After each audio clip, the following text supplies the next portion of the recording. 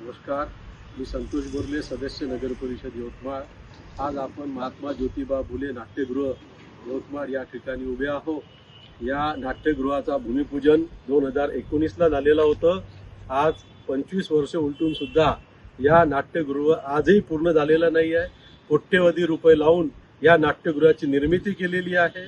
ज्या कामावर 16 कोटी रुपये नगर परिषदेने खर्च केलेले आहे, fall ceiling, water proofing, air condition, जवळपास 19 कूलर इत्यादी व्यवस्था ज्या केलेली होती नगर परिषदेने, सर्व निकामी झालेली आहे। या कामं परत करण्यासाठी नगर परिषदेने परत 15 कोटीचा प्रस्ताव जिल्हा डीपीसीच्या साठी दिलेला आहे, 15 कोटीचा। आणि हा 15 कोटीचा परत नगर परिषदेच्या फंडाची, शासनाच्या फंडाची कशी उधळपट्टी हे लोक करत आहे। आणि गेल्या 25 वर्षापासून आजपर्यंत या नाट्यगृहाचा काम चालू झालेलं नाही आहे।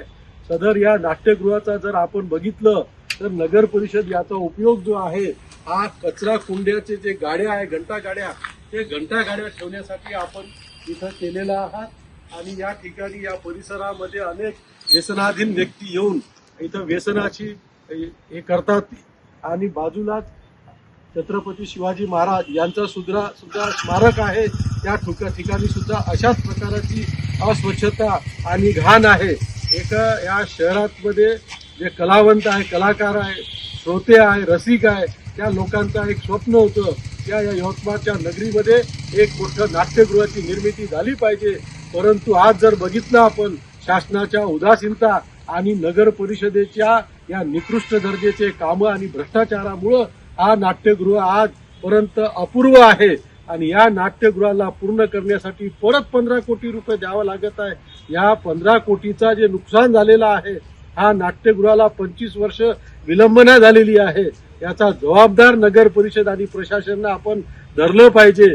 आणि या नाट्यगृह विना विलंब या काळामध्ये हा पूर्णत्व घेण्यासाठी शासनाने, नगर परिषदेने निधी उपलब्ध करून हा नाट्यगृह पूर्ण करून हा लोकांसाठी लोकार्पण करावं, इतकं यावेळेस मी आवाहन करतो। हा आमचं आवाहन जर हे शासन आणि नगर परिषद ऐकत नसेल तर आम्ही सगळ्या या कलावंत, श्रोता, रसिकांच्या सोबत एक मोठं आंदोलन करू, आमरण उपोषण करू। आणि ह्या कुठल्याही पद्धतीमध्ये हा नाट्यगृह हे लोकांसाठी लोकार्पण व्हावं ही आग्रही भूमिका आमची राहणार आहे।